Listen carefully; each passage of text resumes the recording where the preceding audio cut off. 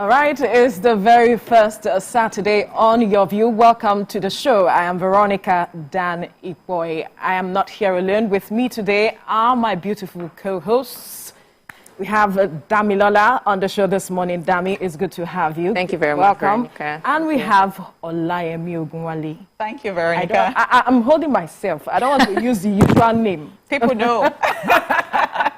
People know. And we'll be having another Damilola joining us this morning, so we will be differentiating. I'll be telling you later what one of the Dami's names are. So let's just hold it on for today. But how has been our week, ladies? Oh my gosh, yes, we all know life in Lagos is not for the faint-hearted. Absolutely. Yes, we've had terrible traffic. In fact, yesterday was the height of it, and this morning again spilled into this morning. Yeah, so it's been traffic. You're trying to get to work early so that you don't, you know that time is always sacrosanct here with the job we do, and then, you can't afford to be late, and then you're leaving earlier than you always leave because of the situation of the roads. Lagos-Ibadan Expressway is on a lockdown. Yeah, work. I'm a work. I think for me, it's a bit different though. I work a hybrid system, so working from home, go to work once in a while or twice in a week. But yesterday, driving back home was hectic. I was like, nah. Because people who go to work, people who go to work every day, much respect. Like, you guys are doing the work, really. So for us, we work from home, and also on days we have to go to work. I'm looking forward to that day when we can work from home. Yes, because no, you guys can't. No, you can't. You can. During the COVID period, we saw some stations doing that. Yeah. Not television, but television. Yeah, I was crying every time until I found You do not want to know this story, Honeypot. It's been crazy. Moving from one spot to the other, house hunting, and the kinds of stories you'll be getting. I'm still wondering, in 2023, we are being discriminatory because you are from a particular tribe or because you belong to one group or whatever. That shouldn't be what it should be as it stands right now. I actually had issues. Somebody asked me where I am from, and they said they didn't want anybody from that place. Another person said they wanted, they didn't want a single lady. And I am wondering why? What's the problem? I had a friend who was also telling me, she was actually posting on her WhatsApp, she was ranting, literally talking about the fact that she's a single mom, she has a good job, and landlord's agent. So first off, it's from the agents. They take you to different houses. You see one house, and they tell you it is good. There's water. The road is good, and you're looking at the house. You're looking at it, and it's the road is not good. What are you telling me? They'll say you cope. It is fine. People are living here. Is it goat you're seeing here? Is it not human being you're seeing here? And you're looking at them like, fam, how? And then they are calling one ridiculous amount. And for every time they take you to an apartment, you have to pay them. Yes, you have to pay them a certain fee, probably is it 5,000 or 10,000. Then they take you to the next house. Now, this is separate from the fee you would pay when you are entering the house. So let's say, the agency fee, agreements, and all of it. It's a lot. Of course. Shout outs to a certain agent. I just saw him and he entered the car and he said, "Oh, auntie, okay, I don't think you'd like that house." I said, "God bless you." Because some people will not tell you that. They'll just tell you ridiculous places, and then you're wondering. I didn't say that. So I always state my terms, and I even told them that I didn't want particular areas because I saw those areas and I did not like them. So I already told them, please, I hope we're not going to so places, and they will just be honest. And I really like the honesty, but it was hectic. But I eventually got a beautiful place.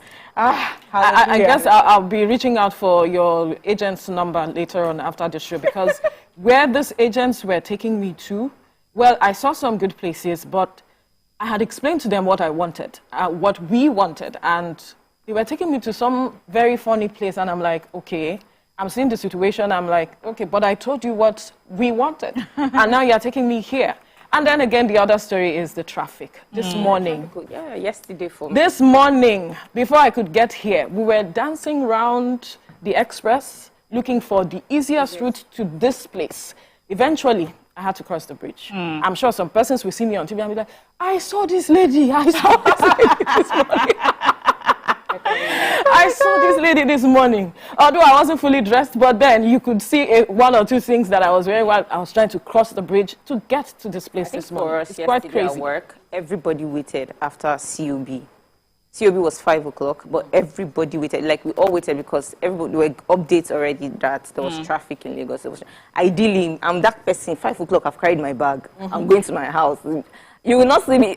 When some people saw me at work, like, we don't see you here around 7, 8. Yeah. I don't want to be in traffic. Because at the end of the day, when you're driving, you're just tired. Like, you see me driving, I have serious road rage. I'm like, I don't understand, but you can see me. And you know the way drivers in Lagos are. Especially if you're a woman. Yeah. Me too, I will look at them like, I don't remember whether I'm a woman when I'm driving. But anyway, how is that going to impact your plans for the weekend? Because me, I have one event I want to attend today. I'm thinking. So I'm already thinking. That to me, I said, I wish you the best. I have gotten to a stage that, well, I am not that person who likes to like hop everywhere. But one thing is that if that thing is not bringing me money, and that money must be worth my while, like it has to be, I'm not leaving, because I'm not going to be stressing myself. If it's not important, then I'm not going. And I'm going to tell people that if you actually have something to do in Lagos, you're coming through the Lagos-Ibadan Expressway, but that thing is not that important, perhaps you should just, because you have to be calculative. You don't want to spend your whole hours in traffic, and at the end of the day, you're tired, and then Monday comes, you get on the road, you're going to work again, and then you can't give your best. Because I think in Lagos, so many people do not actually put in the work at work as such. But because of the traffic, so they're tired. They're like, oh my God, the work I did today, it is traffic. It is not the work that they went to do. So, yeah. So, but then there's the area of sacrifice. Some persons are worth that sacrifice. So you just make yes, I understand. I understand. So just to strike a balance this week, and we're all going out today. So all right. We will go on a short break, and when we return, we'll look into the top stories on today's pages of the newspaper. To stay with us.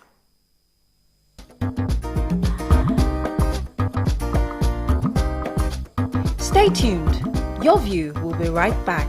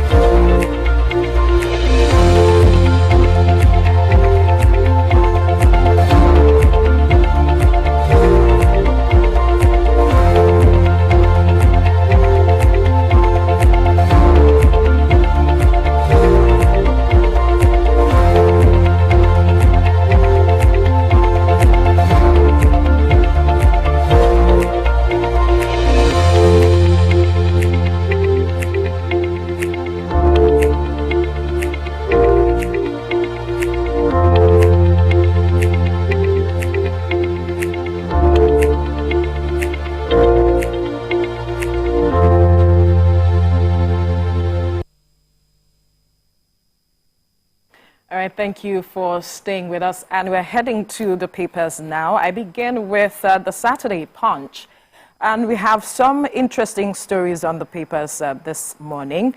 We have kingmakers now consult pastors, not Ifa, to select kings.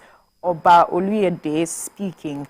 And then another story on married men shouldn't eat from spinsters after fasting. Islamic cleric is also speaking on that.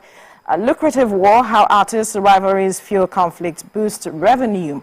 And over 5,000 people killed in Benue within 7 years. A commissioner in the state is also speaking.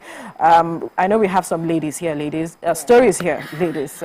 Okay. Let me begin with you. All right, so I'll start with this one. Unmarried men shouldn't eat from spinsters after fasting. So, of course, I know that will interest you. There are rules to this. Some things because you're not yet married. And so, you can't be fasting and then the spinster is cooking for the boyfriend. Like it is not just done. Invariably, he would not get the blessings of the fast. That's what he's trying to say. Of course. That is what this translates to. All right, Dami, your story. So, story I want to take there is the kingmakers now consult pastors. Yeah. So that was an interview about Oluyede of Alayede at Agbede Akure North. He granted that interview. So he talked about the fact that back then, when they want to coronate a new king, the process was to every family will send in their names, and they would all consult the Ifa oracle. Then before they consult the Ifa oracle, there will be some sort of, let me use the word audition, where they tend to see if they're good, if they're fine. Then the elders of the house would actually consult the oracle to know, okay, this particular person, what are the prospects, what are the things that would, what are the blessings that comes with this particular person if coronated the king. But these days, it's not that way anymore. Most times, they've let that whole process. Most people will consult with pastors to know, okay, who is going to be the next king. And it feels like tradition is lost when it comes to coronating new kings. So that's quite an interesting one. Where it's an interesting one. Tradition is now looking to the Christianity and all of it to get who to decide who becomes the king, because some have even said that we should be talking about tradition now, taking up our tradition. This is being eroded and all of that because we embrace Christianity. And we see some kings now going to churches, unlike what we used to see before. Some persons are pastors who are now coronated as kings, so that we are losing our value traditionally.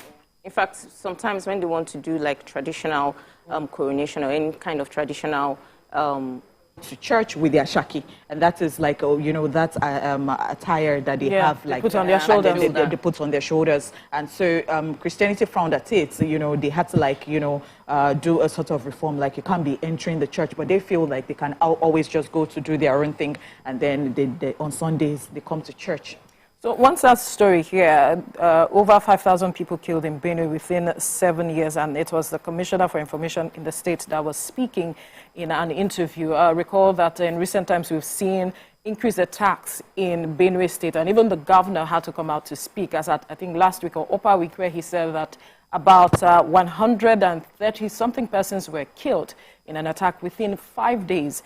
And so they've been calling on the government to do something, especially with regards to the attacks on the IDPs in the state, that these people actually left their home because of these attacks. And now they are in the IDP, they are being attacked again. So they have to look at how to resettle them and to get back on their feet in the coming days. So let's quickly move now to the Nation newspaper. And we see some stories here. Time magazine reporter locks Twitter account after threats from, wow, interesting. All right, Uzodinma wins, Ododo favored. All right, these are some political stories that we cannot take as it is. But does anyone have any story inside the Nation newspaper? Yes, so I have a story on the Nation. That's human traffickers go wild as UK-based Madam writes Nigerian shrine and vows to destroy victims. So we know a lot of people are relocating out of the country, either by school route or by work. So this particular lady, her name is Osakare. So she got this offer. She was a POS person in Nigeria, that she should relocate out of the country. So she relocated out of the country. And the agreement was when she gets to Dubai, she would always pay 5 million. She would pay 5 million in total. So the woman wasn't coming on the street. It wasn't easy. And she told this woman that, okay, I can't pay this amount. Then the woman wrote a letter in her name to Ayelala and told legit, they gave the letter to her father, legit wrote a letter and said that me, Oga, Madam, something, and I'm writing this to Osakere that she's going to swear, and that she has been in in Dubai for 2 years. And she hasn't paid up all she's supposed to pay, so she's going to swear with Ayelala on her life. I'm like, this is wild. Really wild. Wow, really wild. Some people just think that it's going to be easy when you leave Nigeria, when you get out there. If you don't have plans, especially if you don't have people there, it's not as easy as you think. And then we realize that a lot of persons now take advantage of these people. Okay, you are desperate to leave. I am there. I can help you out, but there are rules. And there are ridiculous amounts that for these people to pay. Yes. Very, very ridiculous. It's just unfortunate. Sorry, someone was saying something that there's a difference between relocation and japa, which is true. So on Twitter, someone was saying that relocation is when you have like a plan of what you want to do. Japa is just when you want to leave. For survival. Desperate to leave, but then surviving there is even more difficult. Because the streets of those places are not paved in gold. Absolutely. You have to work. You have to work. All right, let's move now quickly to Saturday Sun. All right. All right, we need to quickly go on a break. When we return, we'll continue with the newspaper review. Stay with us.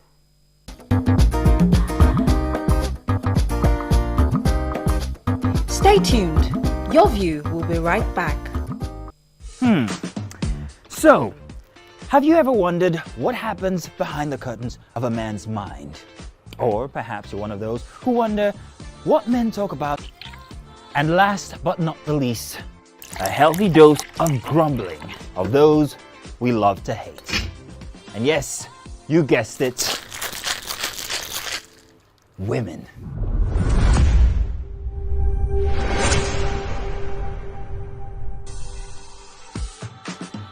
So, if you catch the drift,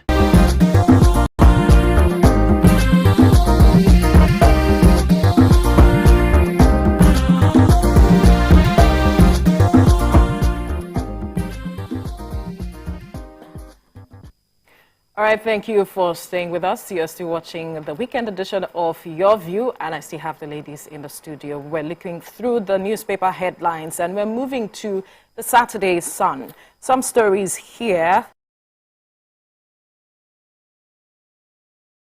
Kanu's detention causes ripples in UK. IPOB leaders' health worsens in DSS facility, says lawyer. And then Ogun herbalist, I boggled hospital to fulfill lifelong ambition of owning plasma TV. All right, Rivers property worth millions destroyed as fire raises market. Kidnappers on the loose again. Banditry abduction for ransom resurface after election. And we have another story. UNICEF bemoans fate of 96 Chibok girls 9 years after abduction. Says kids in the Northeast continue to suffer consequences of conflict. And then we have this story. One body recovered from collapsed Lagos building. I think I will begin with that story. Recall that some days ago, that should be on Thursday. Yeah. Yes, a building collapsed in Banana Island. And it was said that when it happened, a majority of the workers were lucky they escaped, but some persons were working on the 6th floor of the building, and so they were trapped inside the rubble. But the Emergency Management Agency of Lagos State was able to rescue about 7 of them. As at Friday, they said nobody was, there was no victim, and that they had gotten to the last level, so to speak. That was the information we're getting, and then they did not allow journalists to go in again, as it was no longer a risk, so to speak, and since there was no casualty. But coming up this morning, we're seeing that the developing story is that one body was recovered from the collapsed building, which is quite a sad story coming out of there, because one would expect that a place like Banana Island should follow the rules. Honeypot. So, yes. Yes, one would expect that they would follow the rules, because even the Lagos State government has said that they did not get the necessary documentation for that building. So one is wondering, how were they able to raise that building to that level? And nobody said anything. And nobody said anything until it collapsed. So it's quite a sad developing story there. So Jumoke Ademowo, I don't know if anyone knows her on social. She's like a renowned architect in Nigeria. So she posted something a few days ago about this particular case. And one of the things she said that I can remember is that most times clients get what they pay for, in the sense that when you tell a contractor comes to tell you that this is the amount we need for these projects. Let's say it's billions of naira, and you're saying this is what we can afford, just do it. Like this is what the budget is. That is where you see some people go and do like substandard products and all that. Even the problem is not just even from the contractor. Just paraphrasing from what she said, is also from the clients coming to meet the contractors when they tell them this is the amount we're going to use, but they're also trying to cut costs and say this is the amount we have for things for this particular building, and let's look for a way around cut cost and all of that. I think everybody should just be responsible. Contractor, if the client is saying this to you, if you're a contractor, you would not say that because of the money. I think everybody should just be responsible, because it is the lack of responsibility. actually, because you want to do the job. You still want to do the job as the contractor, but you know the truth. But then you go ahead to get substandard, materials to build the house. And sometimes it's not even only about the materials that they buy. I think it is also about, okay, you know that in this area, you're not supposed to build perhaps a skyscraper, and then you actually still insist on building. There are so many factors. You have to get approval as you build, and there are so many things that are wrong. And as you said, cutting corners. And I know that Lagos State has been doing a lot, because there are some times that you would report a particular building and then it will be cordoned off, and then they bring it down because. And sometimes you just see a house that is already bent, and you know that in no time this house will collapse. Yeah, so I think this same thing happened last year too at Banana Island, Ikoyi building. Yes, so and it's happening again at Ikoyi. I think there should be some sort of conversation, like regulatory bodies should actually look into this, because why exactly is it happening just in Ikoyi? Because everybody is migrating there. Everybody wants to build skyscrapers there. What is happening exactly? Like, why is it happening there over and over again? Who has any story here? Okay, yes, I do have a story. And UNICEF mourns the fate of 96 Chibok girls 9 years after. And they are actually reiterating the protection of children in Nigeria.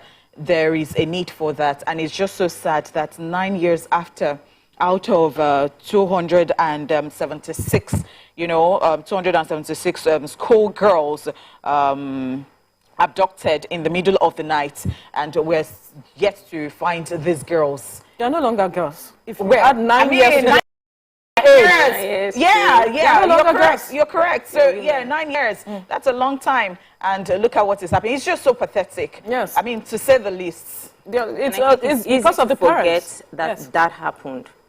Like, it's very easy to forget because a lot of things are happening. And I know when the Chibok girls, when all of this happened, everyone was talking about it. It was all over social. We saw the hashtag, bring back our girls. We saw the momentum. And then all of a sudden, we're caught in the mix of so many issues. And so that momentum has dropped, so to speak. But these girls are still there. Their parents, some of their parents are still alive. Something has to be done to bring them back. It will actually translate to everybody fails these girls at the end of the day. That's it. I agree with you. I agree with you. So there's this ridiculous story here. I call it ridiculous though, because the Ogun herbalist who boggled a hospital to fulfill his lifelong ambition of having a plasma TV. Now, he and his tenant, obviously, means he has a house. He said he's been going around that place. He's a herbalist. He's been going around that place to get leaves for his practice. And then he looked into that hospital, which is yet to be commissioned in Ikperu in Ogun State.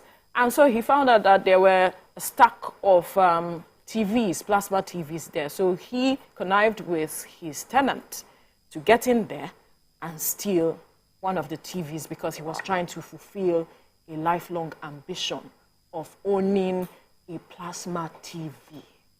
That's ridiculous. Very. Ridiculous. Plasma TV? An ambition? It's just an expression of how poor we have become. Because when you look at the numbers that was given, over 100 million Nigerians, about 130 million Nigerians under multi-dimensional poverty. And a lifelong ambition is owning a plasma TV. I think it just it's just sad. To the poverty index in the country. Like it's a plasma TV. I don't want to speak like a privileged person because that's another aspect. I don't want to speak, so I'll just rather just say, because I also have my own lifelong ambition. Right. Somebody can listen and say, really, what's that? But do you have to steal? You don't have to steal. See, you don't have to. You don't have to. That is not an ambition. It's not exactly. It is actually lack of contentment. Yes. Stealing is stealing. You're taking something that does not belong to you. You are a thief. For a hospital that is going to help everyone in that community, a mother and child hospital, then you go and steal the TV. Okay, let's move forward. Now we'll move to the Saturday Vanguard. And the major story here, bill to curb doctors' brain drain. Doctors plan court action. Lawyers back them. And another story here, Tiwa Savage escapes kidnap attempt. Suspects arrested. Another other story, 13% derivation serves out lawmakers gullible palace before governors. Who has what story here? All right, so I have the one of Tiwa Savage. Tiwa Savage put it out yesterday, was all over the social media, that security was breached at her residence. And, she said that arrest has been made.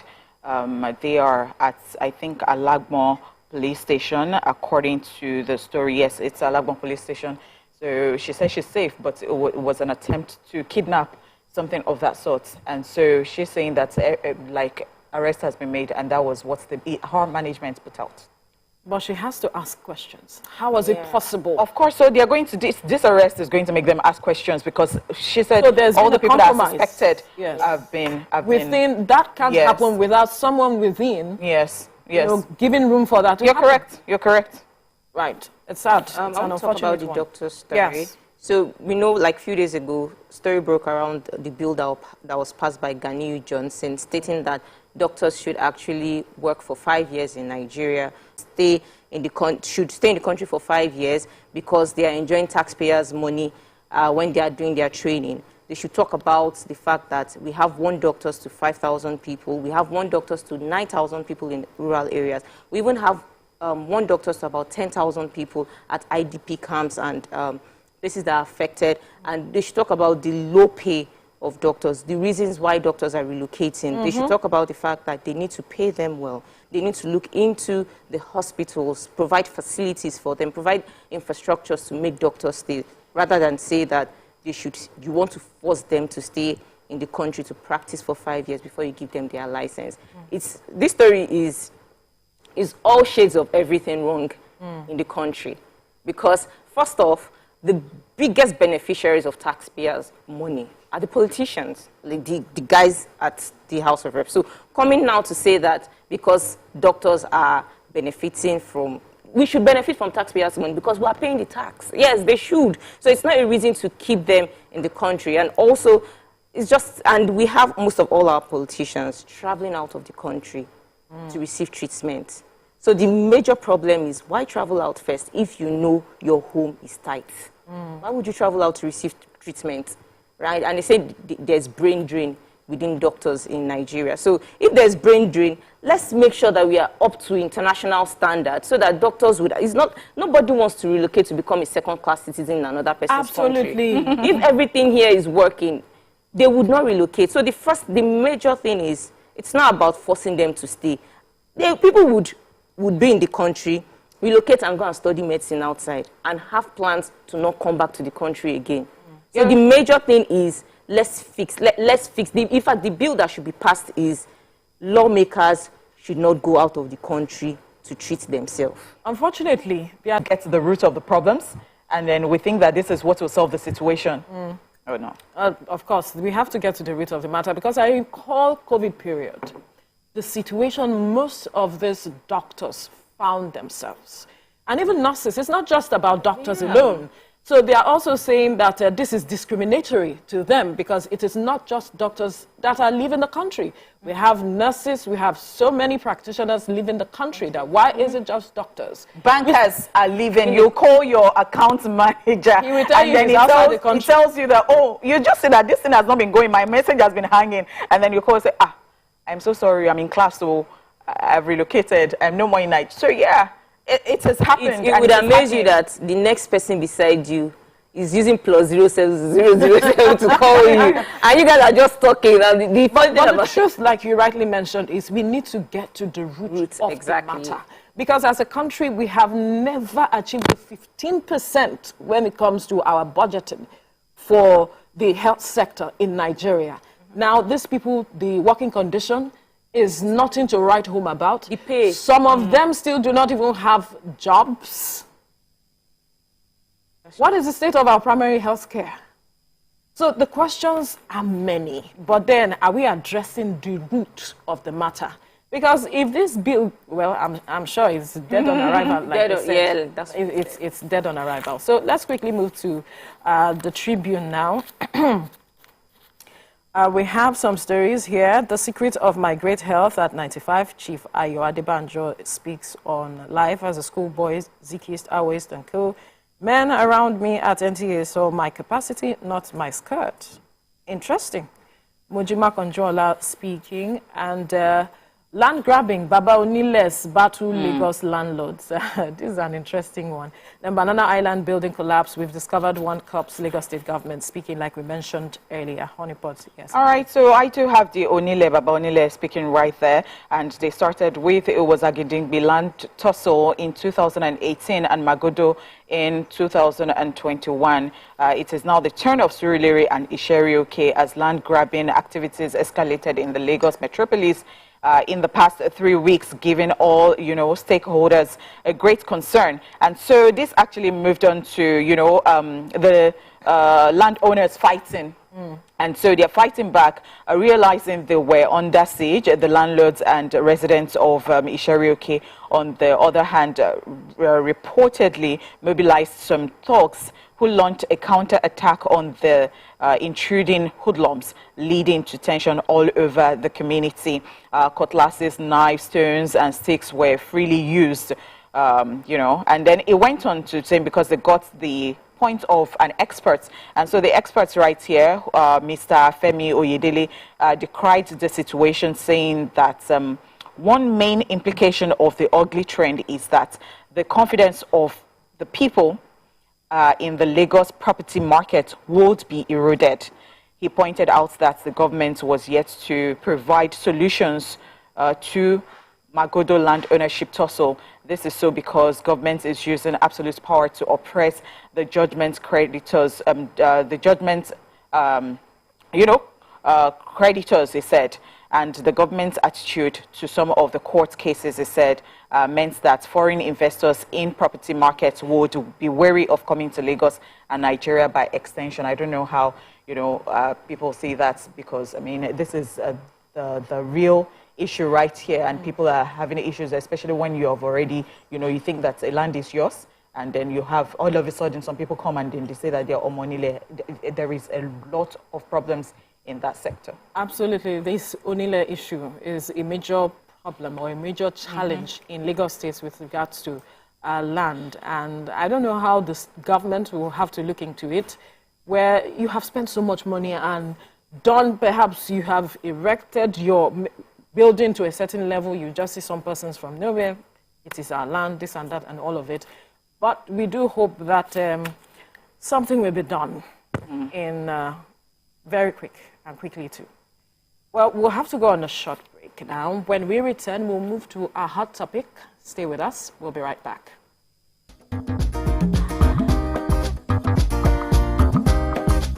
Stay tuned. Your View will be right back. Ladies and gentlemen, make welcome the grand comedian of the Federal Republic of Nigeria, Gbenga Adeyinka the First. OJ right here, 7 of 7, like you already know.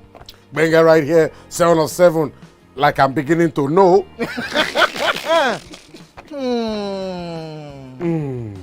It's now time for the questions. You don't scare me one bit. Bata, I go drink. So. Okay. So now one chance for enter. My first question. Do you remember the names of the winners of that edition of StarQuest? Of course I do. Why do you? And I hate myself for this, because I have this question for you. Final question. No. Where outside Nigeria and what year? Think you're the only one that can be wicked. I am thinking, because I know back in the day. Don't think. Answer my question quick. You are thinking too much. I don't like it. The UK. Final answer. Okay. I said, God, please, let me to perform outside Nigeria. Wait. And God gave me a show in Ghana. Drink, my friend, drink. I don't overthink this thing. See where I can. Yes, you overthink them. I would say you should catwalk. Let's catwalk now. Where are we? No, that's not catwalking. That's good walking.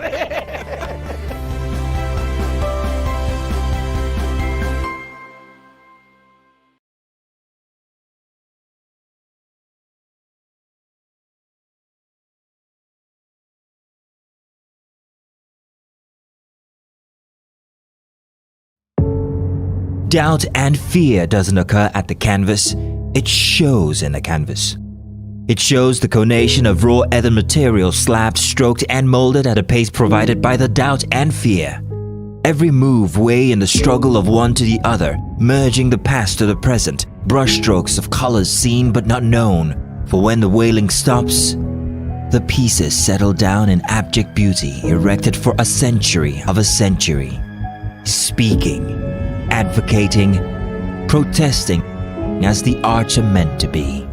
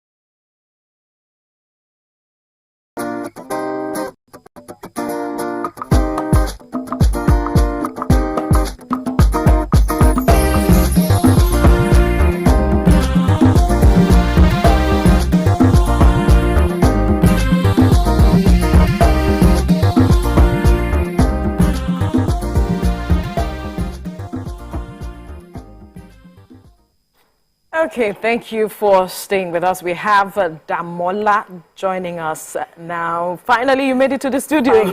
Finally. The traffic was hectic. I was literally, How many hours did you spend? About 1 hour, 30 minutes. As at 7 o'clock, I was already, very close to the studio. So when I saw the traffic, I thought, okay, maybe it's just one of those things. Maybe there's something happening on the road. And then 20 minutes, 30 minutes, 1 hour, and then I became tense. Like, what is happening? I have never been in, such a traffic before. It was really crazy. Terrifying. Yeah, very, very terrifying. All right, let's go now to our hot topic. Now, Moroccan footballer Achraf Hakimi, the world has been rocked as his wife filed for divorce and demanded for half of his property. And wait for it, in a surprising turn of events, the court informs her that her supposed millionaire husband owns nothing legally, as all his assets are registered under his mother's name. We would like to hear your thoughts. Join the conversation and call us on 081-270-53687, 091-390-76948, or you can tweet us at TVC Connect using the hashtag YourView on TVC. Now, the issue is we cannot independently verify the story. So we'll just be having a conversation around reactions that are being generated with regards to that story. I'm sure we are on the same page. Ladies, when I heard the story yesterday, I looked at myself. I said, Veronica, if it was you, what will you do? How would you react that your mother-in-law, I know she would not do that. I know, let me establish that fact. I know she would not do that, but if this happened to you, well, I did not go in for property in the first place, so I understand that what brought us together was love and the fact that we understood ourselves, we had conversations, we were open to one another. So what this tells me is that there was no openness in the first place. There was no sincerity of purpose in the first place. Now, this is my opinion because Honeypot is rolling her eyes. Okay, Olayemi is rolling her eyes. I'm not. I'm just waiting for you to land, actually. I am. I feel that there was no transparency between the two of them with regards to their finances. Because I recall, when I was getting married, my husband and I, we were having conversations as to how much you are earning, what you are doing with your money, and all of it. And there was a story, but analyzing and looking at how the story is unfolding, because the lady got married to the footballer when he was 19. Yes, so he was 19 and she was 31. And you know, mothers, with how they feel about, you know, getting married to someone older, she could have probably thought, okay, this person is getting married to you at this point. Do you think that she's coming for your money? So why don't we, it's my own opinion, you know, do you think she's coming for your money? So why don't we devise this plan to see how the relationship goes, you know, in the next maybe 4, 5, 10 years, and then, you know, just to protect you. What's your business with his marriage? Well, a mother will always be a mother. A mother would always be a mother. I'm not saying that at 19, he made the decision to get married. So he that is making that decision, I am certain that he would have made up his mind. Now, this is me trying to play the devil's advocate, perhaps. Like, okay, I've thought about it, I've counted the cost, I know that I want to get married and I want to go all in. And then you're saying, well, honeypot, I'm waiting for your perspective. Okay, so yesterday when this broke, trust Nigerians now. We know they carry last when it comes to things like that. And, you know, they were all over the place. Some people were clapping. In fact, a lot of people were clapping for the mommy's boys. Like, okay, it's eventually paid off. Comparing him with... in fact... With a popular musician. Yeah, with a popular musician, Burna Boy, you want to say, you know. I don't know how that relates. Yes. And in fact, they went on to bring in up another issue, and that is the issue of another footballer, Emmanuel Eboué, and you know, somebody who earned 20 million, who had a career of 20 million pounds and lost everything to the ex-wife. And another person brought out another, you know, there was a tweet where somebody said that, I've always said it, this can be funny. There was no trust in that marriage to start with, because it tells you, it shows you what has been going on in that particular marriage that we're, I mean, let's just, and we're saying allegedly because, you know, what actually brought to this? What led to this, I meant to say. So what led to this? It was said that, it was allegedly said that he cheated. The wife and the children went on vacation. And he brought another person to the house. And that person accused him of rape, that he forcefully, had his way with her. And he has denied that. And now this person, so for me, it is not even that. This person waited because, you know that people change. And there are some people who actually go into marriage head on for some reasons, like, okay, you know what, it is just for the wealth. It's a contract. And I'm going to stay there for a while. And after a while, I'll file for divorce and I'll get half of what, you know, he has or something of that sort. Some people actually have it planned out like that. And sometimes people change in between. And then you ask them, perhaps they have their reasons. There are so many reasons to this. And it could actually tell you what goes on right there, especially with the fact that, because when you're married, you become one with your partner. That's what it's supposed to be. Because right now, it is so scary when I think about it and I think about the institution. I am not married, but I get scared when I hear about stories like this. Do you understand? So where is the trust? Where is that thing of becoming one? You leave, the man would leave his parents to, you know, be with his wife. And then you're now saying that... So you're now saying that the wife, all of a sudden, is not a family member. How? I would never understand that, because it's not right. And I see even some women react to this and say, oh yes, because I will expect my son to be this. I think it is not even right at all. I don't know who brought up these people, for crying out loud. How did we even get here in the first place? That's the question. Yes, how exactly did we get here? It is lack of trust. It is lack of, it is the right upbringing. Yes, because of values, understanding values, because I do understand that. I've seen cases these days that, you know, things are just moving mad, things are going awry. You see somebody see the friend have a destination wedding, and then you see another person say, oh, you know what, I liked how it looks, and the person goes to look for a rich person and gets married, and at the end of the day she has that destination. Then she already from the outset have the plan B, that, you know what, if anything, I am going to. So I don't know, like it's all transactional these days, in fact. And I think everything is transactional for some persons. No, even so, I'm going to be a realist here. All right. Everything in life is transactional. It now depends on how you're transacting. That's it. Working here, Your everyday job is transactional. You're offering a service. Of course. And you're getting paid for. Of course. You're getting paid for it. So everything is transactional. It now depends on what you're transacting, how you're transacting. And also regarding this case, what I think is, first off, lack of trust. If you can't discuss your finances with your partner, it's a problem. And finance is a very difficult conversation to have. Because it's not an easy conversation, because at the end of the day, it feels like I'm naked in front of you. Like when I start to tell you, oh, I earn 15 naira here, this is what I use it to, this is how I fend for myself. So if you can't talk about your finances with your partner, it's a problem. Because at the end of the day, you begin to hide a lot of things. Then another thing is, if you're going into a marriage, you should have your own money. Even if your man is going to take care of you and spoil you and everything, have your own money, because in this life, you have to be a baby girl on your own. But this lady actually has her own money. She's an actress. Yeah, she's accomplished. At the end of the day, regardless, I'm just talking outside of this.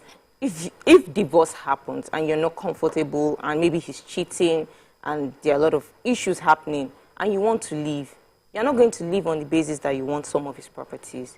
You're going to leave because you want to live for your own happiness. Because at the end of the day, you have children. Yes. So the thing is, he's going to take care of the children. She probably filed for the 50% because she needs child support. Then it should have been clearly stated. First important thing in any relationship, I used to tell my friends, there are no rules to relationships. There are no rules, because what works for you might not work for me. Absolutely. What works for you, aside from the grace of God and everything, the God is very important. Aside from that, there are no rules. But they are foundational rules. Yeah, but then, just like you said, someone did a destination wedding, you saw it, and you want to go and do a destination wedding, and you divorce. When I say foundational rules, what am I talking about? You have to love. Conversation. Yes. Conversation with trust, with openness. Absolutely. From my own part, that's how I see it. Yes. Are we looking at how divorce even goes in different climes? Because in some places it is. We are looking at it from the prism of Nigeria. Yes, and because in some places, because if you're using this as a case study, in some places it's like a 50-50, and then ahead of it that okay, this is what it's going to be if a matter of death or something. You already know what goes to who and that. And then there is another one that you take when you now start the marriage, because perhaps you buy stuff together, you do stuff together, and it is in your name. All right, so in this climb, in this Nigeria, I'm not sure that a lot of people will be up for prenup, because I've had a conversation with someone before. That person was telling me about how she thinks that it is the love and friendship between her parents that has stayed with them up till this moment. And if somebody is asking her to sign prenup, that means from the... Do we sign prenup in Nigeria? So somebody... We don't even have a law that says that, okay, when you leave, you get something. I'm actually telling you about somebody whose boyfriend wanted to propose and then brought up the issue of prenup. And so she's saying that, no, she's not in for that. And the guy feels that, so let me even break it down. So in their clique, they had a friend whose girlfriend came from a particular state. They were just friends and they were hanging, and you know how people leave schools and they just come to party in Lagos. And so this person came to Lagos and this guy liked her, and from there they started dating, and she didn't return to school. She's been living in this because the guy is rich. And so at some point she felt that she wasn't doing anything. She was tired of the relationship. And so she asked the guy that, you know what, I'm not interested in this relationship any longer. I want to, find a life for myself. And so she asked the guy to give her certain amount of money because, according to her, I wasted my whole years staying here and not doing anything. In the first place, did the guy ask her to stay? We'll talk more. We are continuing this conversation. Yes. We need to go on when we go. We are going on break. When we return, we'll continue the conversation. Stay with us.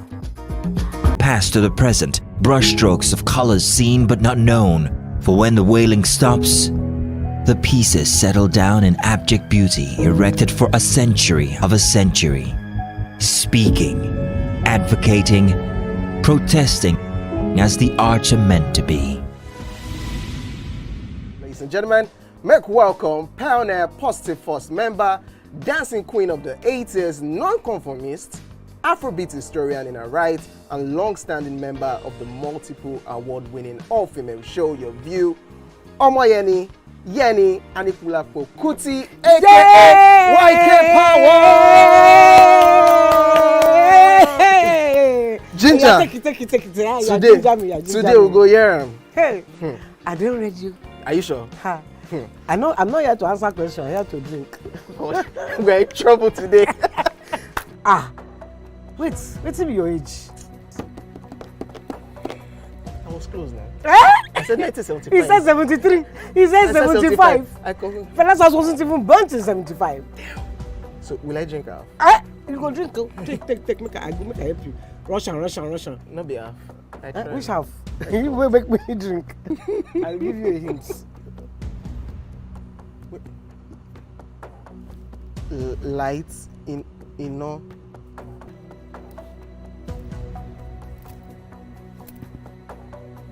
Nepa Road. Nepa Road in Abeokuta. First of all, my brain cannot memorize everything. A big black bug. A big black dog. Bug. A big black bug. Oh, sorry. A big. It don't start. Ọmọ fella. Ọmọ Anikulapo Kuti. Wọ́n rò pé kí ni kékeré yìí. It's by Audison. It's not by Audison.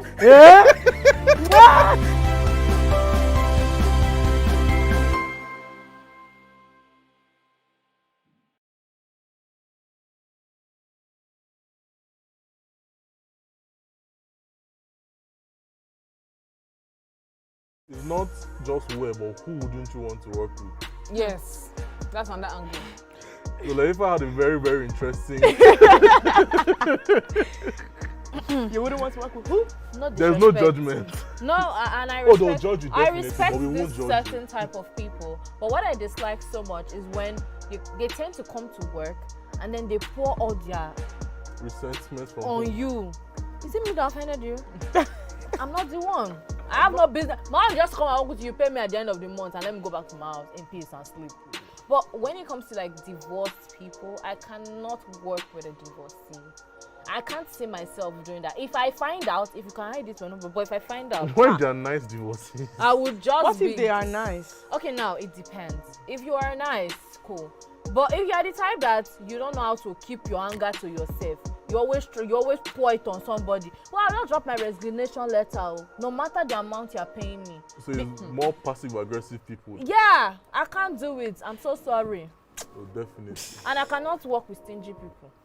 See this one. Because you cannot be passing me in the morning, afternoon. I can say, oh, you're working. Oh, yeah, take 100 naira, take 10K, take 15K. You don't have to be my sugar daddy or sugar mommy. See, the way you treat others is the way they will treat you outside. Yeah. And if you cannot treat your workers well, they are not a good boss. If you cannot be dashing me small thing or giving me donuts when I'm working, you are not a good boss.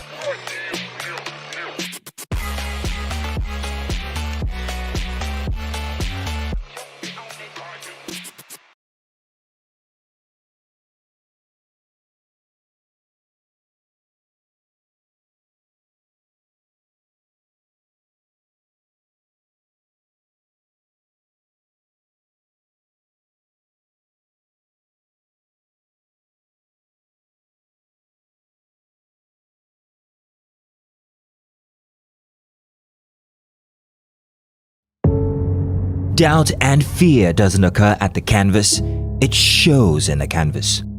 It shows the conation of raw earthen material slabbed, stroked and molded at a pace provided by the doubt and fear.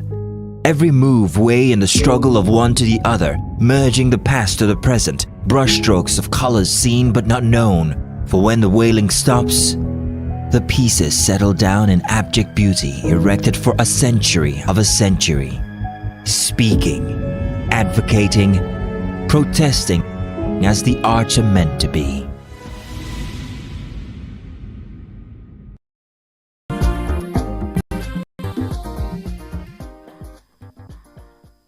All right, thank you for staying with us. We're still talking about asset declaration in marriage. And before we went on the break, honeypot. was giving us a story. Okay, so I was talking about how prenup is now, I think some woke people in Nigeria are beginning to look at that because of this kind of situation. They don't want anybody ripping them at the end of the day. And so I was telling the story of a particular guy who's asking, he wants to propose to his, girlfriend. And so he's asking for a prenup, like, let's just sign this. And the girlfriend is not in agreement because she's saying that, you see, I look at my parents and I see that it is the love and friendship that they share, that that they share that brought them to this level and they're still friends. Okay, so how did this even emanate? So the girl was telling me, that is the girl that was affected, was telling me about what she thinks is the problem because the boyfriend belongs to a particular clique where one of the guys was dating a girl and the girl has come in from maybe Edo State to party in Lagos and, after partying, the guy liked her and said that she should stay back. And so she forgot school, she did not return to school, and she stayed in Lagos and she's been living with this guy, not married to him, but they've been living together. But she does nothing, like she does not do anything for a living. She didn't go back to school, she didn't go to enroll in another school. And it got to a point she felt that this guy is not giving me attention. He goes to work, he does this and that, and at the end of the day, I'm just here, what am I doing with my life? And at some point she said she wants out of the relationship, and so she said, I've wasted my time with you, you would have to give me money to get myself an apartment and to start something, since she was looking at, she can't go back to school. And the guy gave her 2 million. And so they've been living the island life now. She went out and she thought that, this 2 million is not even cutting it to how much do I rent an apartment? How do I start a business? And went back to the guy. And the guy gave an additional 2 million, making it 4 million. And I'm sure she left, but I'm sure that I don't know, perhaps she's even miserable because I don't know what 4 million can do for you right now. And so the other people in the clique feel that, oh no, we cannot afford this. And so the guy that I'm talking about who's asking for a prenup belongs to that clique. And so he is asking his own girlfriend, like, let's sign this. And so the girl is not in agreement because it's like alien to her, like as a Nigerian, how do we do this? But if you ask me in the whole sense of it, like it looks transactional to me, like from the outset, you're already thinking plan B, this marriage might be that in case anything changes. And I am thinking again, is that the right way to even enter a marriage? You don't get. No. Like, that is why I'm asking, is it the right way to enter a marriage? Because you're already thinking, you know what, this person might be in for my wealth, and so I'm not going to... Why marry in the first place? So why marry in the first place when you're going to get married to somebody that you don't trust? Because, of course, if you're going to marry somebody, I would think that when it comes to love, something must give.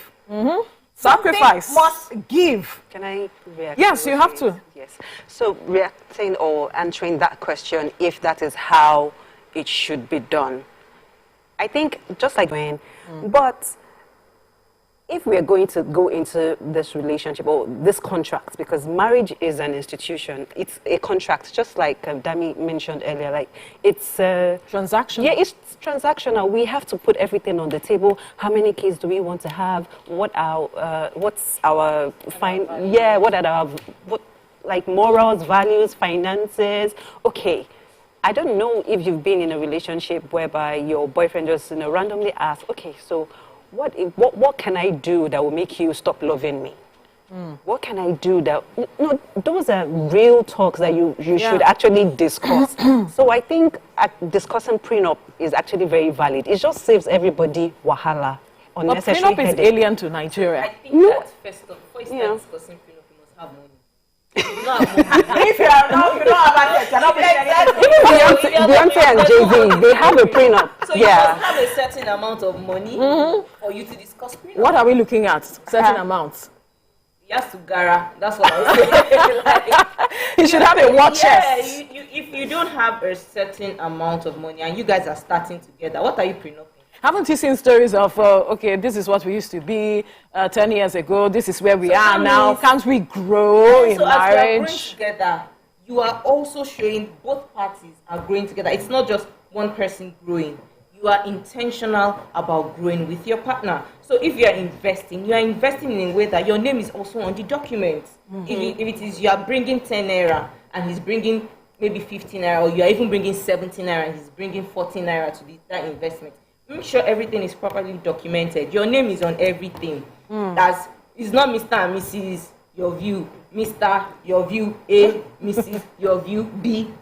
We are the owners of these things together. So you have to be able to be. So it's not like you slip off. You have to be smart. You have to make smart choices in everything we do. I'm not saying that love is not there. At times, love is blind. You can be in love so much that you forget about a lot of things. However, there's this love that when you experience it, you trust your partner. You trust your partner so much. So that's why I said there are no rules. That you trust your partner so much that you know that this person is my guy. This person would never leave me. This person, and you. She doesn't agree. No, like no, of course. I'm saying that there's that love where you feel like this person is my person. This person would never. If 1,000 people are against me, this one person is in my stand by me. Exactly. There's that love. I want to experience that kind of love. But then, in this situation, there's culture shock. If prenup becomes a thing in Nigeria, first off, there's going to be culture shock about it. That's why. But I'll say, we have a caller on the line. We have Hassan on the line calling from Lekki. Hassan, good morning. Go ahead with your contribution. Hassan, are you there? I knew what called for this conversation. It was that border issue. Let me make one thing very clear to all of you and to all of us in general. You see, I see no reason why people should be going into marriage with the intention of making something out of it, material something out of it. That is legitimate mindset. Go into marriage because you want to get married and have a family. Immediately, you have that notion in your mind that I want to make money out of this guy. Just marry is never a marriage, it's a business. And that is why a lot of men are very careful nowadays. And I can see why women in Nigeria today are much more concerned about this recent happening. It's because they don't want Nigerian men to take a clue from what that guy did. Whether we like it or not, people have already set their psychology for it. And there's nothing anybody can do about it. A man can be rich. The same thing, a woman can be rich. It's an opportunity. So why do you think that women are always looking out to a man that, look, when you are no more, I will have this. When you are not this, I will have this. Then what is my own? And in most cases, in most of these celebrity marriages, what you see is that we saw what happened to my country. We saw what happened to a lot of celebrities. A lot of women went into that marriage in order to claim something, to be part of their wealth. That is what is happening in the new world. And now, in our developing countries here, we are still having the same thing. You will never get to know what is happening until when the man is no more.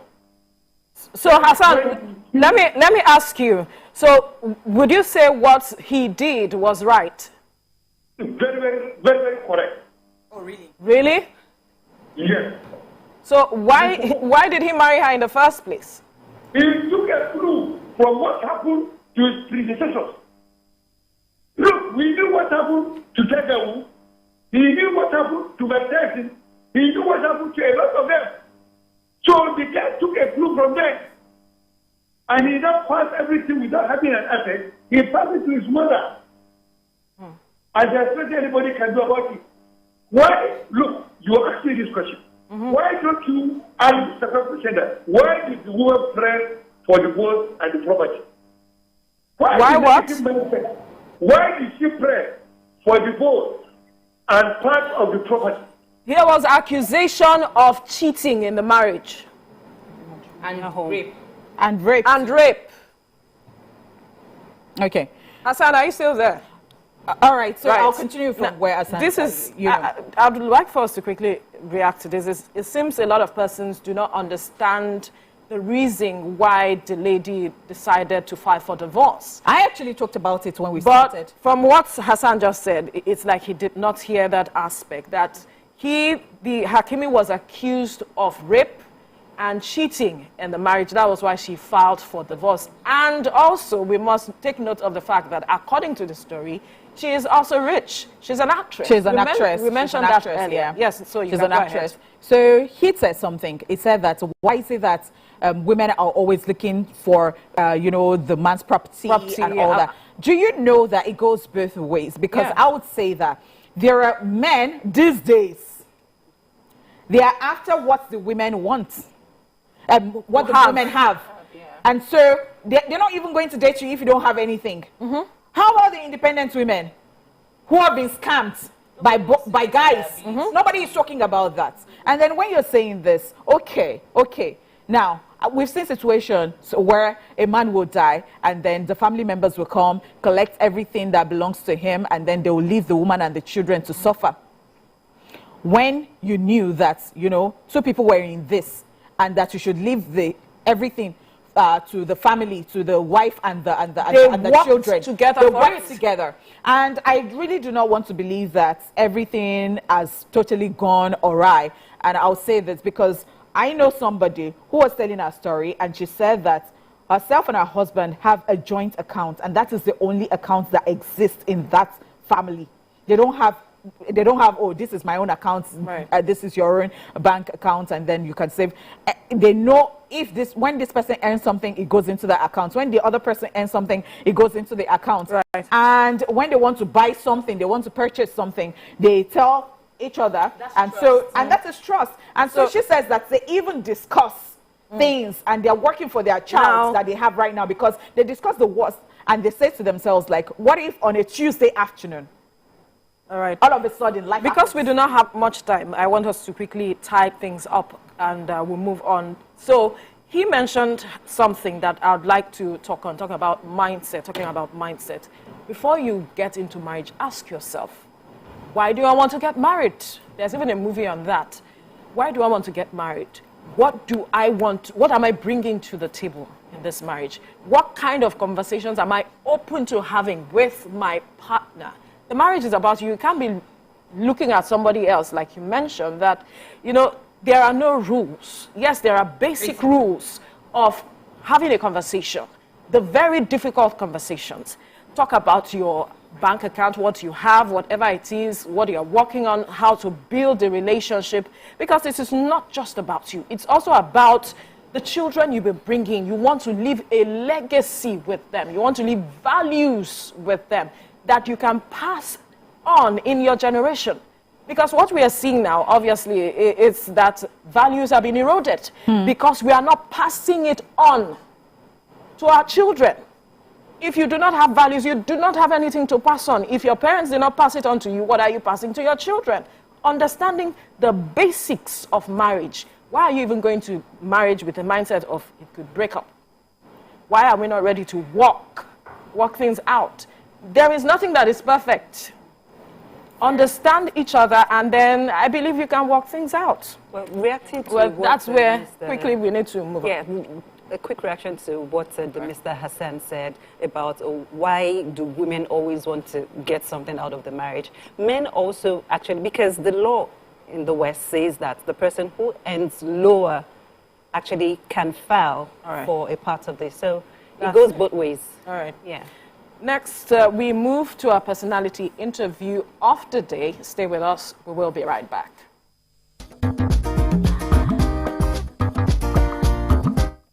Their bodies. 9 years is a lot. I've seen people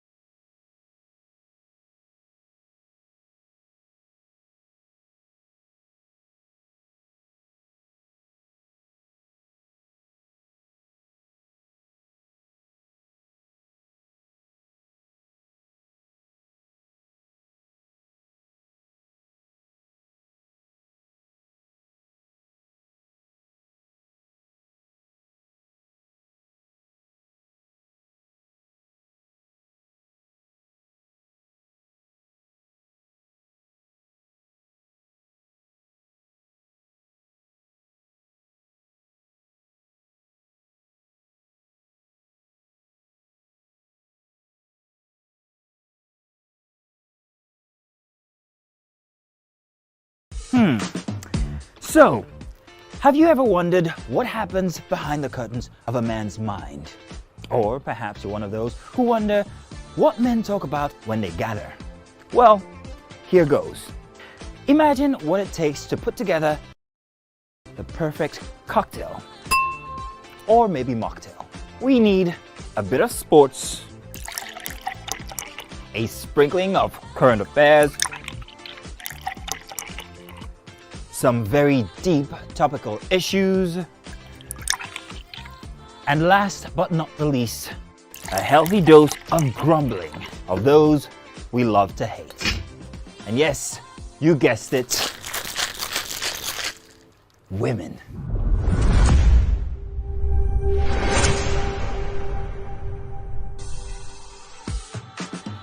So, if you catch the drift, then you're onto something.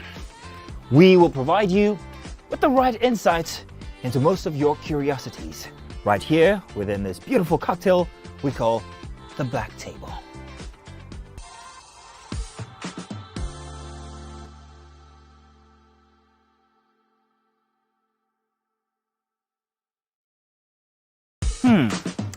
So, have you ever wondered what happens behind the curtains of a man's mind? Or perhaps you're one of those who wonder what men talk about when they gather. Well, here goes. Doubt and fear doesn't occur at the canvas, it shows in the canvas. It shows the conation of raw earthen material slabbed, stroked and molded at a pace provided by the doubt and fear. Every move way in the struggle of one to the other, merging the past to the present, brushstrokes of colors seen but not known. For when the wailing stops, the pieces settle down in abject beauty erected for a century of a century. Speaking, advocating, protesting as the arts are meant to be.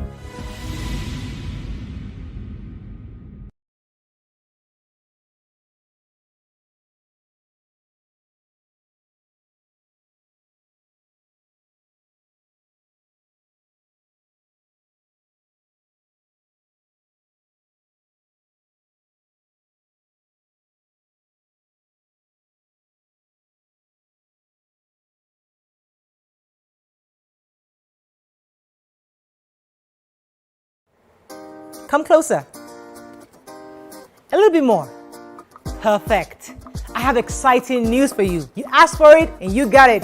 Your favorite breakfast show, Your View, will be going to 2 hours. We're going to have in-depth analysis of the newspaper review and more conversations on the hot topics. The ladies of Your View and I will be stirring up our guests to get in-depth into all the various topics, and you, our viewers, will have the opportunity to call in and share your views. After all, it's your view. Join us on Your View, 9 a.m. to 11 a.m. for a fantastic conversation. Don't miss it.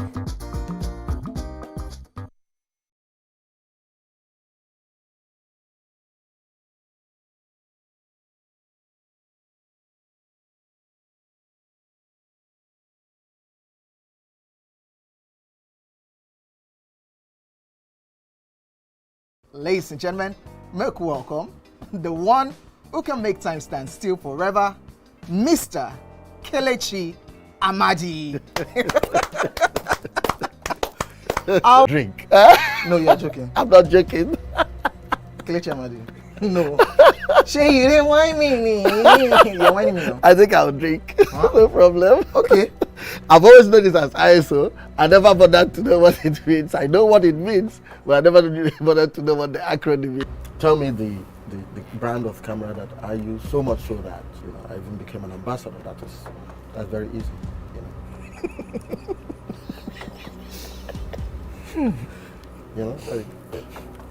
It's out there. It's supposed to be, yeah. I just said, let me give you this one as a token of my appreciation. Sony. Drink! I'm not done. You did not say final answer. It's final answer. You did not ask me if that was my final answer. You don't have any choice again. It's only Nikon. How many cameras do they have? Nikon. My friend to drink. I gave you a very easy something. Nikon now.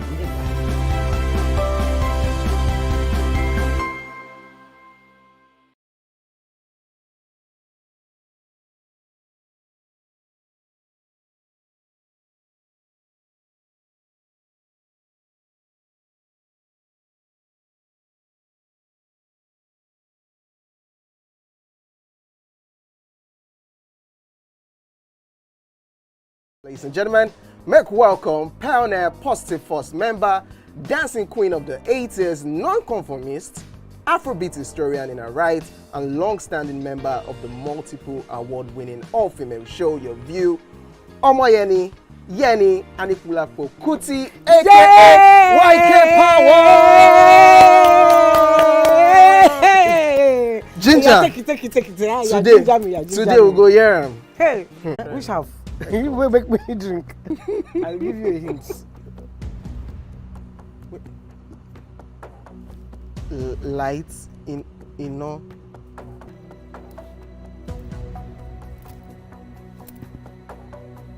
Nepa Road. Nepa Road in Abeokuta. First of all, my brain cannot memorize everything. A big black bug. A big black dog. Bug. A big black bug. Oh, sorry. A big. It don't start. Ọmọ fẹlá. Ọmọ Anikulapo Kuti. Wọ́n rò pé kí ni kékeré yìí. It's by Audison. It's not by Audison.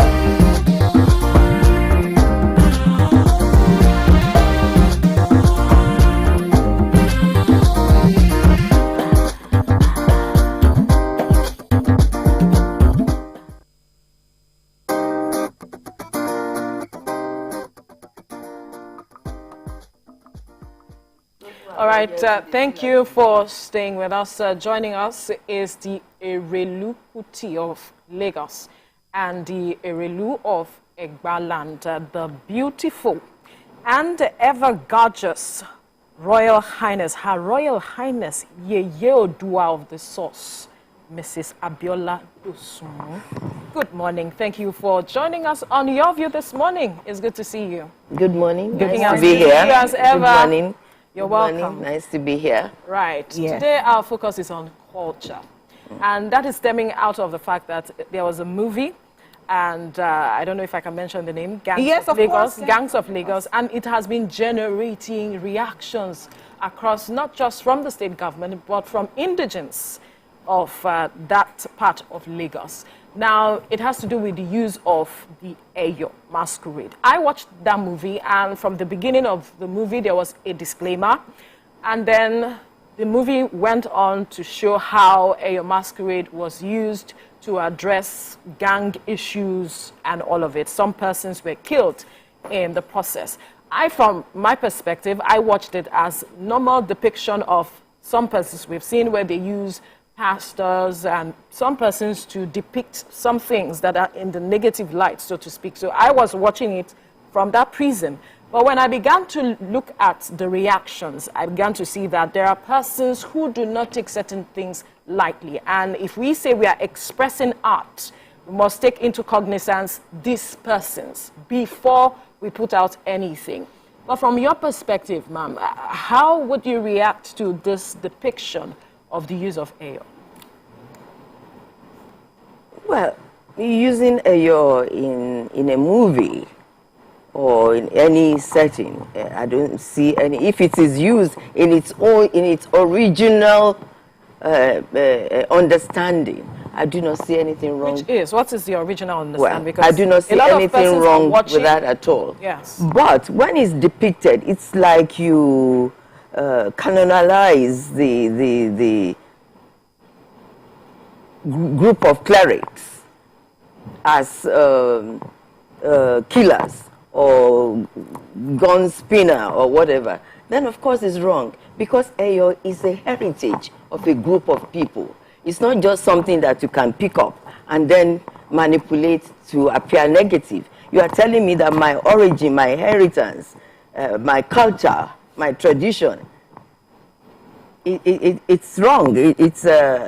It's murderous. It's everything that is negative. I think it is very wrong. We have to be very careful. If you say when you are performing an Eyo festival, a couple of them, one or two other people took advantage and misbehaved under the cloak.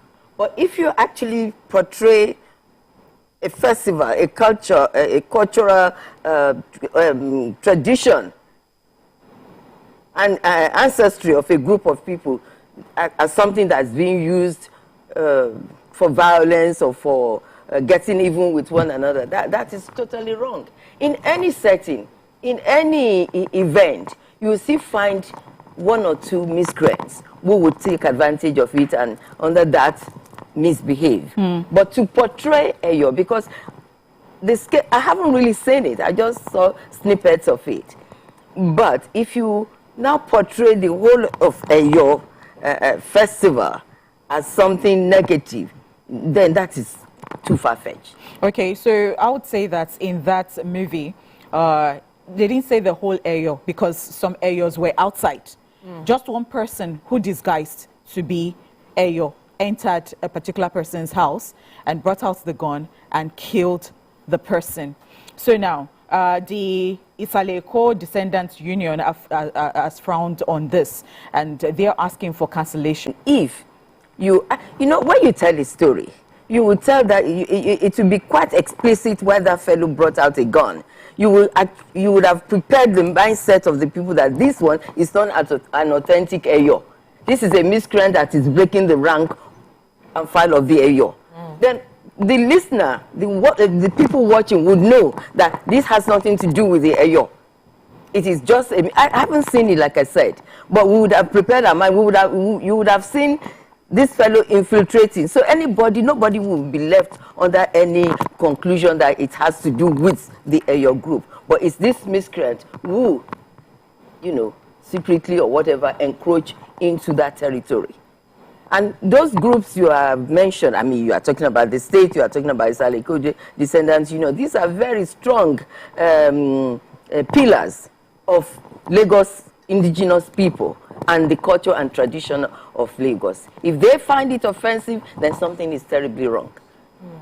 Right. Okay. Damola, you wanted to ask a question? Yes, I was going to ask Erelu what the Eyo, maybe she should, help us understand what, the Eyo heritage represents. Because, Erelu, I've seen you talk about, the Eyo festival before. In fact, you described it as, like our Christmas. And then you talked about how you sit by the window and you count the cars on Lagos streets. And then you would, even write down the numbers, how Lagos was something you always, enjoyed, and how Isaleko in itself from Friday till Sunday, it's fun. You didn't need to go to any club and all that. So would you like to expatiate? Well, those are beautiful, fond memories that are they have disappeared way into almost oblivion.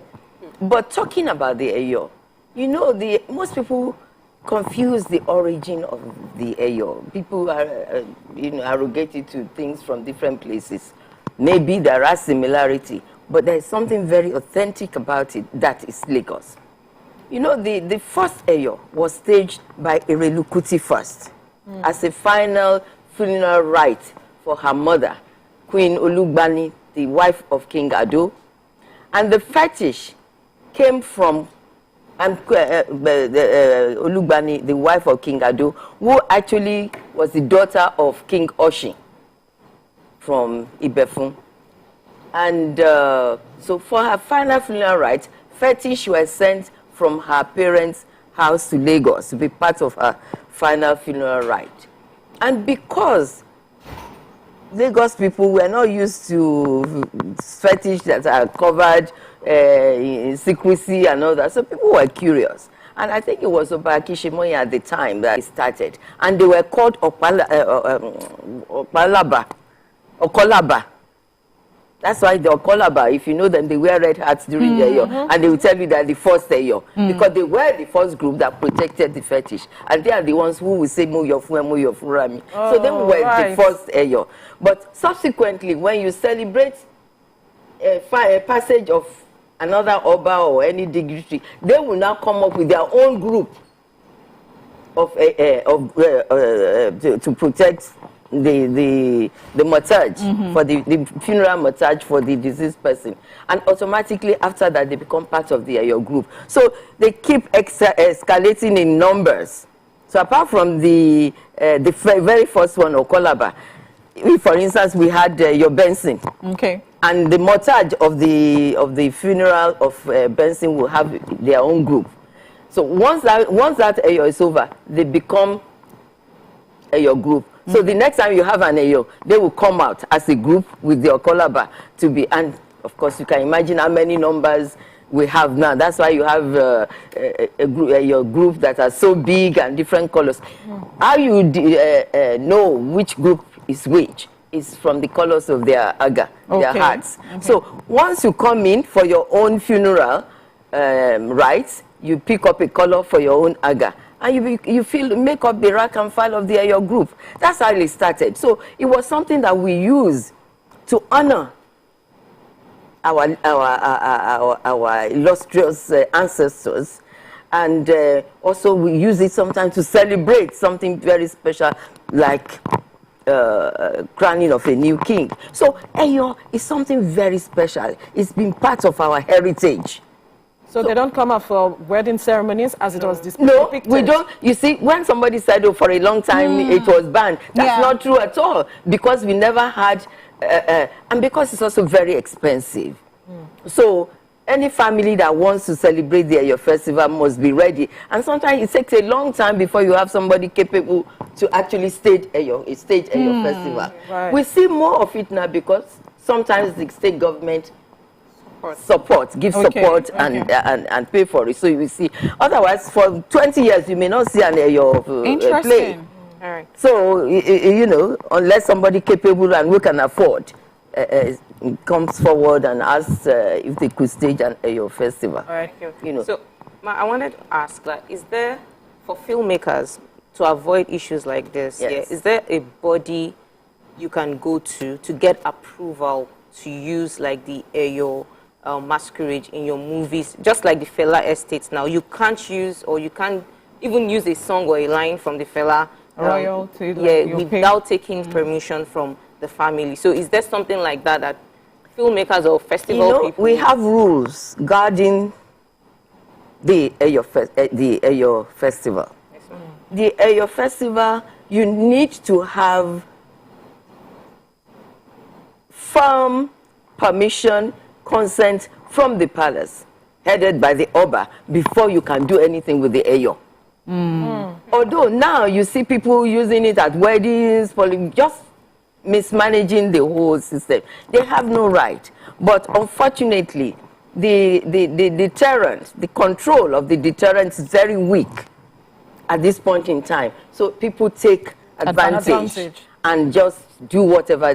Otherwise, no Eyo should come out without consent from the head of the Eyo house, the head of the Adimu house.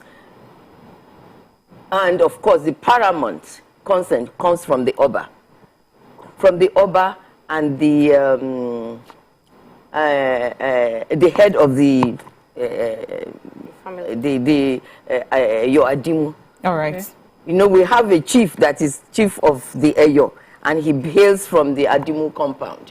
And no one should perform anything concerning Eyo at weddings or taking them to other places without consent. And I think I'm going to use this medium to appeal to that chief and that conclave, and of course with the support of the state government, that we should stop this proliferation of Eyo show. All right, all over the place. You're saying that they come from a particular enclave. Is it that it comes from a particular family line, or anybody can be a part of it? No. As I told you, that it came from the family of Queen Ulugbani, the wife of King Ado. So those people who are still taking care of the fetish of the Eyo are still descendants from that family. So it's difficult to break the ranks. You cannot break the ranks. It's very well established, very well known who are the custodians. Okay. Very clear, very well known. There's no ambiguity. Okay. I've had so many reasons being propagated as the beginning of Eyos. But the beginning of Eyo is very clear. There are still custodians of it. They still exist, and they are descended from the same family over time. And they exist in Lagos Island. Okay, within the family, is there a particular, how would they know who carried the Eyo and to Magbeyo? Must it be the eldest, or they would actually consult the oracle to know this is the person that is going to carry the Eyo for this particular family?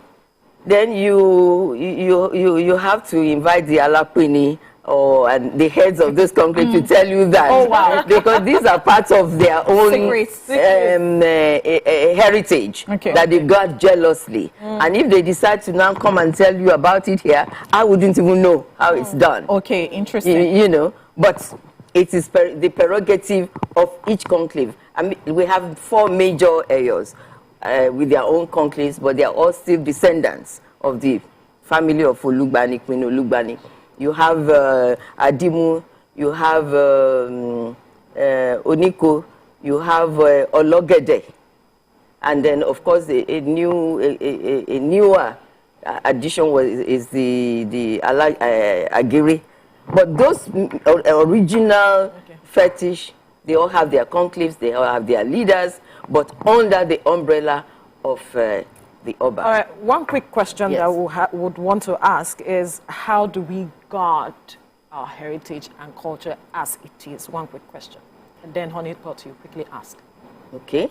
Well, as you can see, we have rules, we have custodians of this culture and tradition. Unless we put a proper deterrent in place, guarded by the law of the state, we're going to continue to have this proliferation and desecration of our culture and tradition, which is very sad. All right. So you've talked about the desecration of our culture. And since you're about culture heavily, I'd like to know, because these days people say, oh, our cultures are going into extinction, you know, things are not being done, as you have said, as they used to be in the past and all that. I really want to know, I mean, looking at it holistically, what would you say is the cause for this? I mean, the deterioration, and then how can we uphold all cultures in general in Nigeria? Well, first of all, I would not agree that our culture is going into extinction. Our culture, actually, I know of Lagos, is still very much intact. And you have custodians of this culture. But unfortunately, the younger people, and you see, they forget that some of us can boast of 5, 6, 7 generations of educated ancestors. But the younger people feel this is beneath them. Culture is not something, well, in fact, I must correct myself. It used to be, we used to think culture is beneath our consideration. Okay. It's for the unlettered, the ugly, that be portrayed in a different light. But she probably didn't do her homework. Right. But so I'm glad that you have new awareness and new interest, but they still need to do a lot of research, which is something that is lacking in this country. We don't do detailed research into any subjects that we want to work on. Before we let you go, we want you to tell us about your title, the Erelu Kuti of Lagos and Yeye Oodua of the Source. And Erelu of Egba. I thought I've spoken about this so many times in the past. Just to wrap up the conversation, yes. You know, Erelu of Egbaland. My mother is from Egbalake, a princess of Egbaland. And of course, when I became Erelu Kuti, the queen mother of Lagos, my mother's family sort of became jealous. I said, well, you know, that she also has, her mother's side is also royalty. And we need to honor her. And that Erelu of Egbaland was created for me as a royal title. Because they couldn't just give me a cheated sin title. I was born a princess, I became a queen mother. So to honor me, you have to give me something totally different. So Erelu of Egbaland, usually you have Erelus in Egba, they are usually wives of two. Yes. So this particular one was created for me, and I'm the very first person to hold the Erelu of Egbaland. All right. Now, that's Egbaland. Okay. And then, of course, you know the Lagos and Erelu Kuti the fourth. Yes. So you've had the Erelus before me in Lagos. But what it does is she is the one who created this royal dynasty we've been enjoying for several decades. Because when she had two brothers, they died. Maybe the one that died before her didn't have male children, or they were too young. But anyway, she crowned her two sons one day, one as the king of Lagos and one as Gbeni of Lagos. All right. So that's how she... We have to leave the conversation. Okay. It's such a short time, but interesting. We must thank you, Erelu Kuti of Lagos, Erelu of Egbaland, the ever gracious and beautiful. And another subject for another day will be the Yeye Oodua. Yeye Oodua of the Source of your land. Take a break. When we return, we'll be... All right. Okay. Unfortunately, we do not have time. We have to wrap things up now. But we wanted... Damola and Damilola to perhaps talk to our audience, but I guess they will be seeing us again next week when we'll come again for another edition of the program, Your View During the Weekend. Bye for now and stay safe. Bye.